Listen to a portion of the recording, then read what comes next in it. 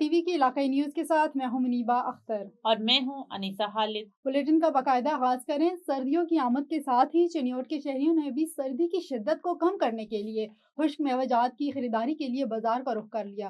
دوسری جانب خشک میوہ جات کی قیمتیں بھی عام آدمی کی پہنچ سے دور، شہری پریشان۔ اس وقت ڈرائی فروٹ شاپ پر موجود ہیں بیورو چیف اورنگزیب خاکی۔ جی خاکی، مزید تفصیلات سے آگاہ کیجیے گا۔ ہاں جی بالکل، ملک کے دیگر شہروں کی طرح چنیوٹ میں بھی دن بدن سردی کی شدت میں اضافہ ہوتا جا رہا ہے۔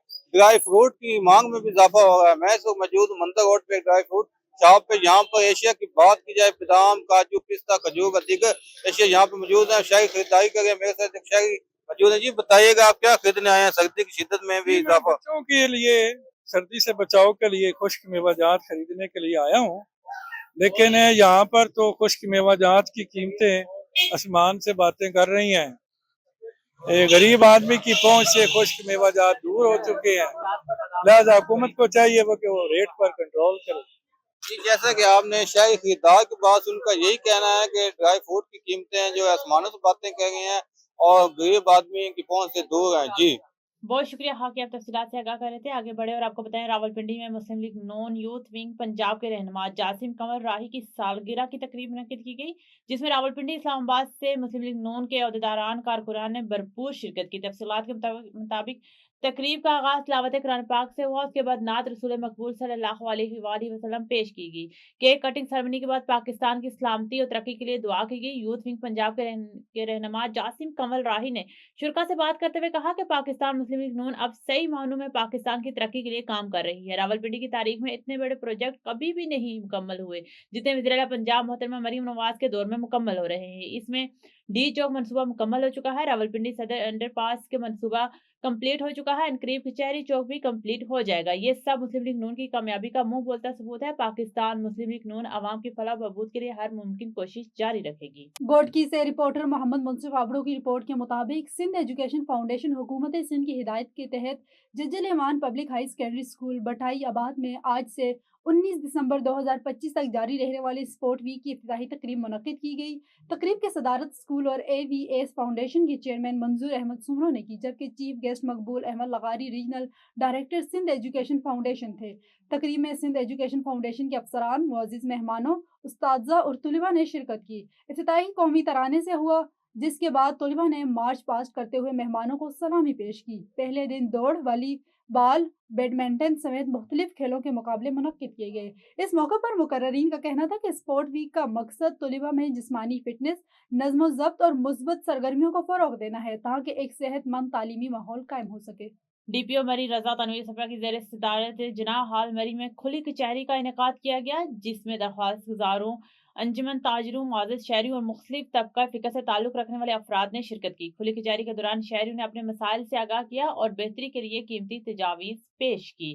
اس تفصیلات کے مطابق جبکہ متعدد درخواست گزاروں نے تحریری درخواستیں بھی جمع کروائی، ڈی پی او مری نے تمام درخواست گزاروں کو یقین دہانی کروائی کہ ضلع مری کی شکایات کا ازالہ صاف، شفاف اور میرٹ کی بنیاد پر کیا جائے گا۔ اس موقع پر موصول ہونے والی درخواستیں متعلقہ افسران کے سپرد کر دی گئی اور انہیں مقررہ ٹائم فریم کے اندر انصاف کی فراہمی یقینی بنانے کی واضح ہدایت کی گئی۔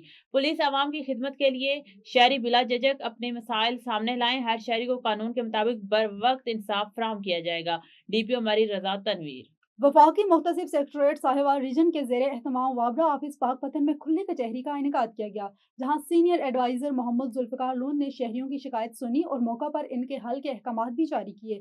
مزید تفصیلات راؤ محمد افضال کی اس رپورٹ میں۔ پاک پتن میں وفاقی موسم سینئر ایڈوائزر نے کھلی کچہری کے دوران وابرا سمیت دیگر وفاقی محکموں سے متعلق 25 سے زائد درخواستوں کی سماعت کی، جس میں شہریوں نے بجلی کے بلوں، اضافی چارجز، اوور بلنگ اور سروس کے مسائل پیش کیے۔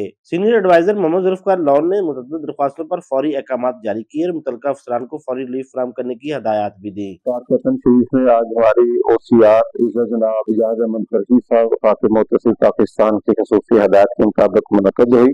جانتی تھی جس سال کی بھی اس کو دی ہے، اس کے عمل درآمد کے لیے ٹیکشن دے دی ہے۔ کھلی کچہری میں شہریوں کی بڑی تعداد نے شرکت کی اور اپنے مسائل براہ راست اعلیٰ حکام کے سامنے رکھے۔ شہریوں کا کہنا تھا کہ اس طرح کے اقدامات سے انہیں دفاتر کے چکر لگانے سے نجات ملتی ہے۔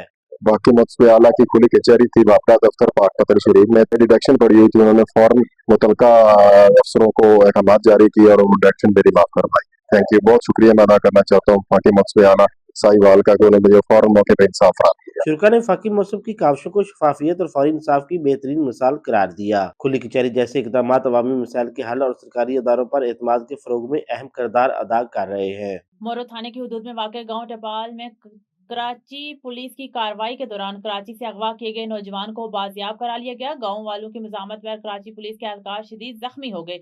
वाक़े की इत्तला मिलते ही नवाब शाह और मोरो की पुलिस मौके पर पहुंच गई। तफसीलात के मुताबिक चंद दिन पहले कराची से 4 साला मासूम बच्चा मोहम्मद जैन वल्द अबू बकर अगवा हो गया था, जिस पर फोन कॉल के जरिए वर्षा से तावान तलब किया गया था। इस वक्त कराची AVLC पुलिस ने गांव में कार्रवाई की। इस दौरान गांव वालों ने शदीद मज़ामत की और पुलिस एहलकार अख्तर वल्द अब्दुल अजीज गुज्जर को सख्त जख्मी कर दिया। बाद मोरो पुलिस के SHO अली अकबर खोखर, अयाज भट्टे और दीगर पुलिस एहलकारों ने मुश्तरका कार्रवाई करते हुए कराची से अगवा किए गए बच्चे मोहम्मद जैन वल्द अबू बकर को बाजियाब करा के कराची पुलिस के हवाले कर दिया। SHO अली अकबर खोखर के मुताबिक चंद दिन कबल मासूम बच्चे को मुलजिम मोहम्मद आसिफ वल्द आशिक अराई ने कराची से अगवा करके गाँव टपाल में छुपा रखा था और वहीं से वर्षा से तावान तलब किया जा रहा था, जिस पर पुलिस ने कार्रवाई की। दूसरी जानिब गांव वालों ने एहतजाज करते हुए इल्जाम आयद किया कि सादा कपड़ों में मलबूस अफराद ने इनके घर में घुसकर तोड़फोड़ की, घरों में मौजूद सामान भी उठाकर ले गए और गांव वालों पर तशद्दुद भी किया।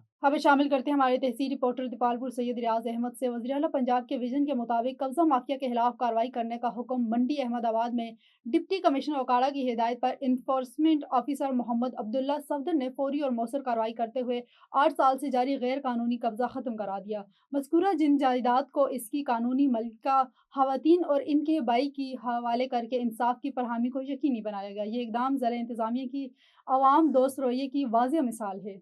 और गंबड़ से खबर शामिल करें और आपको बताएं, गंबड़ के करीब गांव सिताबों के इंडस रिसोर्स सेंटर के तावन से गवर्नमेंट हाई स्कूल सिताबों में स्पोर्ट्स वीक की इफ्तिताई तकरीब का इफ्तिताह स्कूल के हेड मास्टर सनाउल्लाह ने किया। जबकि इस तकरीब से खिताब करते हुए अहमद बख्श, तौसीफुर रहमान, सिजाद अली खोड़ो, उस्ताद सलीम रजा, उस्ताद परवेज हुसैन, तबस्सुम रजा, मिस नौरीन, मिस संबरीन और दीगर ने कहा कि सेहतमंद जिस्म में ही सेहतमंद दिमाग होता है, इसलिए जहनी और जिस्मानी तौर पर फिट रहने के लिए मुख्तलिफ खेलों में हिस्सा लेना जरूरी है। और अब चलते हैं कराची की तरफ, जहां से हमारे सिटी रिपोर्टर मुश्ताकुर रहमान जाहिद के मुताबिक कराची में 10वीं कौमी अदालती कॉन्फ्रेंस मुनक्किद हुई, जिसमें सिंध हाई कोर्ट के जस्टिस अदनान अकबाल चौधरी के साथ child star reporter Uwais Shahzad ने केक काटा। इस अहम कौमी कॉन्फ्रेंस में सूबाई मुख्तसिब हुकूमत सिंध सुहेल राजपूत बतौर मेहमान खसूसी शरीक हुए।